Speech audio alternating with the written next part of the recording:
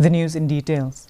Prime Minister Narendra Modi asserted that his government has taken bold and big policy decision resulting in India becoming fifth largest economy in the world. The Prime Minister was replying in the Rajya Sabha on Wednesday on the discussion on the motion of thanks to the President Draupadi Murmu's address to the joint sitting of both the houses of the Parliament.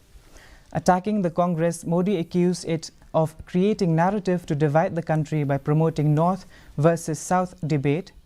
He alleged that the Congress thoughts have become outdated and that Congress deprived the SC, ST and OBC of Jammu and Kashmir of their rights for 7 decades.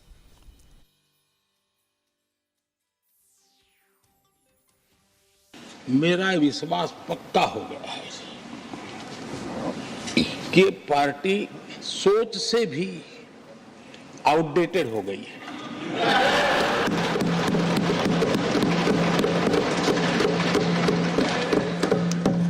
और जब सोच outdated हो गई है तो उन्होंने अपना कामकाज भी आउटसोर्स कर दिया है।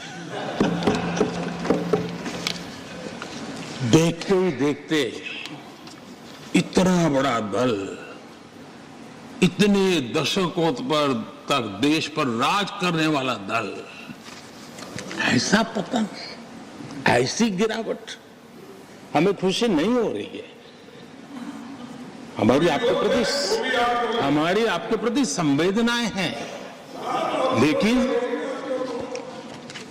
डॉक्टर क्या करेगा जी? पेशेंट